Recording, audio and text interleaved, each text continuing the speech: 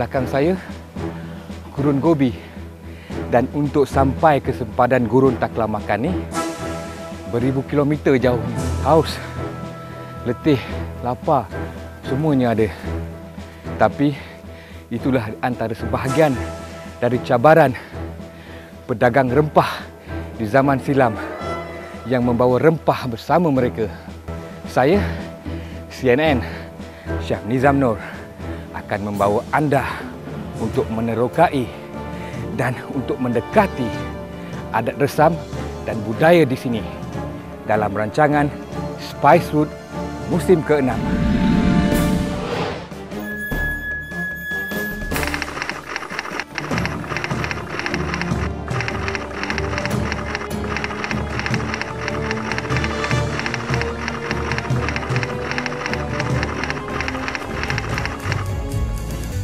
Inilah sebahagian cabaran muka bumi merentasi Gurun Taklamakan yang terpaksa ditempuh oleh pedagang rempah zaman silam membawa hasil dagangan dari benua timur untuk dipasarkan ke benua barat.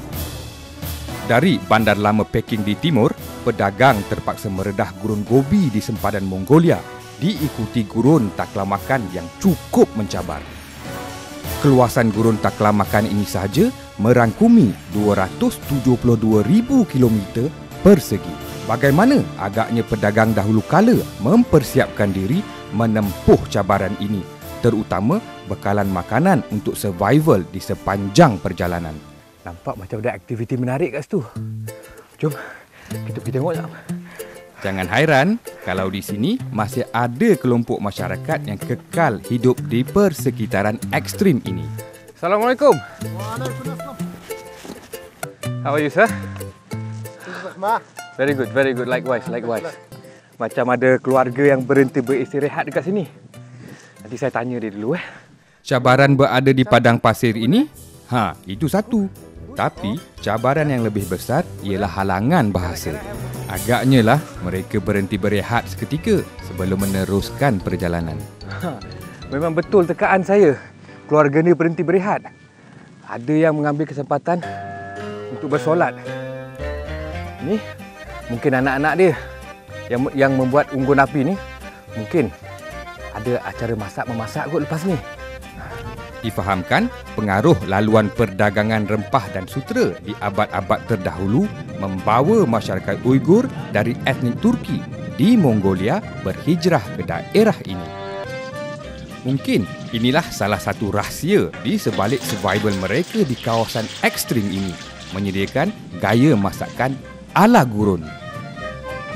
Ini nampaknya macam dia akan menyediakan sesuatu ni.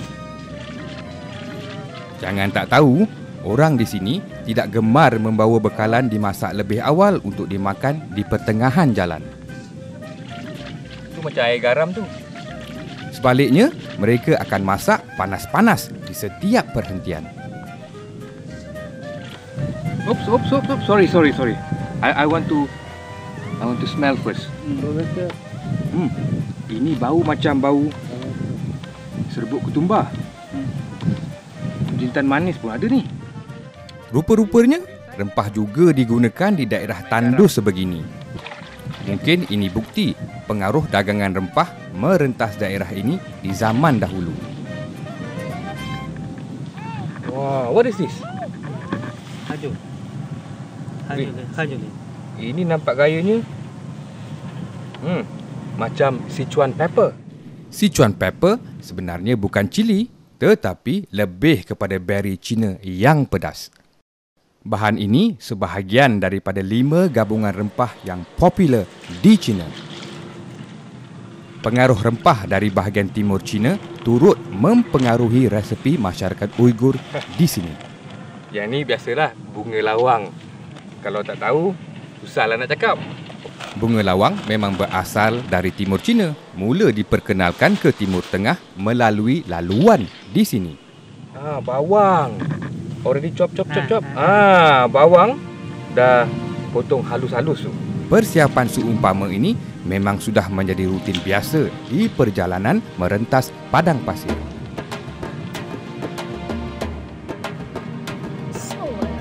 Oops. What is this? Dia tak faham. Apa saya tanya? Tapi ini sah daging kambing. Daging mentah sengaja tidak dimasak lebih awal kerana ia mampu bertahan dan tidak rosak di cuaca panas kering di gurun ini. Kerana itu, mereka memilih memasak di tempat perhentian. Oh, sekarang barulah saya dapat agak. Garam, ketumbar, bunga lawang, Sichuan pepper tu sebenarnya untuk memerap daging kambing ni. Dan kambing adalah bahan signature dish yang utama dalam sajian Uyghur. Okay, never mind. I have it. Saya tolonglah dia. Nak bodek kat sikit. Manalah tahu kejap lagi dapat makan kan? Inilah realiti penghidupan di sebalik cabaran di kawasan muka bumi daratan yang terletak paling jauh dari lautan di dunia. Saya difahamkan masyarakat di sini berulang-alik merentas gurun ini untuk ke kebun anggur milik mereka di sekitar pinggir gurun ini. Mereka terpaksa berhenti di pertengahan perjalanan kerana kedudukan antara kebun dan rumah mereka yang begitu jauh. Tetapi yang masih menjadi tanda tanya bagaimana kaedah memasak tanpa peralatan dapur. Tu dia. Hah? Ya? Oh. Ini? Hah.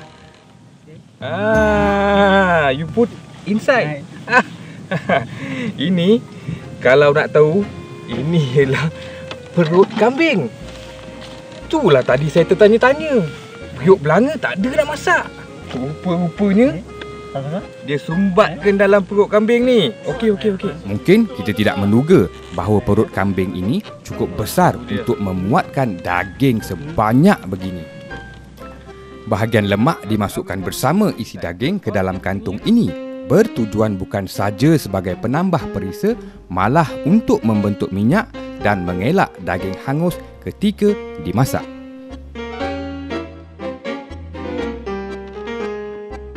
Tradisi warisan silam ini masih dipraktikkan oleh orang Uyghur tanpa sebarang pergantungan kepada peralatan memasak yang kebiasaannya kita gunakan di rumah. Nah, nampak tu?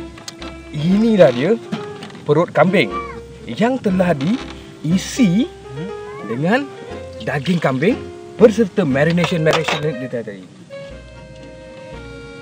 Tu dia. Lebihan-lebihan bawang tu tak dibuang begitu saja. Dibilaskan dengan air, dimasukkan dalam tu. Ia akan, saya rasalah kan, ia akan memberikan moist ataupun kelembapan dekat dalam kantung tu nanti. Saya nak tanya dia tak faham. Saya agak-agak je.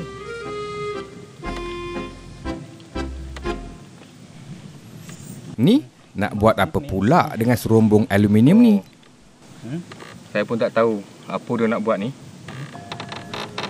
Kenapa perlu serombong yang panjang dan tidak menggunakan yang pendek saja? Saya kurang pasti. Tapi kita tengok nanti. Sekarang saya dapat agak benda ni sebenarnya nanti ya.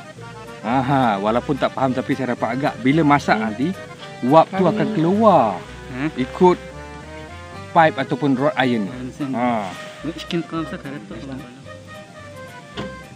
Kalau zaman dulu tak ada besi yang berlubang macam ni, tak tahulah kalau dia boleh dapat buluh ke apa kat sini kan. Tapi inilah teknik dia. Okey now? Okey. Dia akan bawakan ke bara api di sana tu. Nampaknya kayu api dikeluarkan.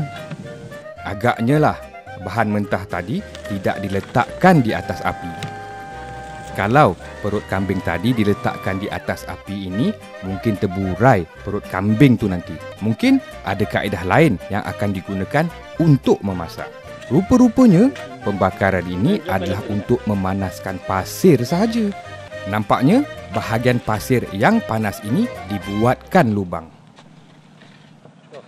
Inilah caranya. Panas. Panas ni. Tapi inilah caranya. perut yang dah diisi dengan kambing tadi tu akan dikambus dengan pasir-pasir yang ada di gurun ni. Panas ni. Inilah dia daripada bara tadi tu yang telah memanaskan pasir-pasir di sini. Memang unik. Di atasnya pula dilonggokkan bara tadi.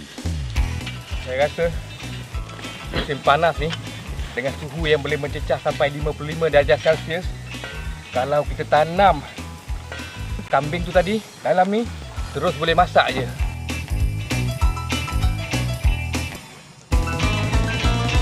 Panas. Tapi saya dah nampak macam ada asap keluar. Jadi saya rasa paip besi ni bertindak sebagai chimney ni. Bila daging bawah tu dah masak, dia mengeluarkan wap. Wap tu akan keluar dekat sini. Memang bijak orang zaman dulu. Sekarang proses untuk membukanya. Tu dah nampak tu. Itulah dia. Perut kambing yang dah disumbat dengan daging. Jus dia meleleh lagi keluar tu. Ui, mak kau panasnya. Inilah dia. Selepas 3 jam terbakar di dalam pasir, inilah hasil dia. Memang nampak menakjubkan kan? Inilah teknik zaman dahulu. Sampai sekarang boleh dipraktikkan. Sekarang saya diberi penghormatan oleh tuan rumah ni untuk memotong perut kambing ni. Sekarang kita tengok. Bismillahirrahmanirrahim. Wow. Look at that. Super. I cut like this now. Lihatlah. Masak dia sekata tu. Super. Bismillah. Sedap. Very nice. Untuk melihat betapa sedapnya sajian ini, tengok candid mereka makan pula. Kebiasaan di sini, mereka meratah daging tidak dimakan bersama nasi atau roti. Inilah contoh sajian sebelum terciptanya periuk moden. Tak terbayang di akal masakan yang tercipta sebegini. Lembut. Terasa tu. Semua rempah ratus yang dia perap tadi, rasa dia memang terkumpul dekat dalam perut kambing ni.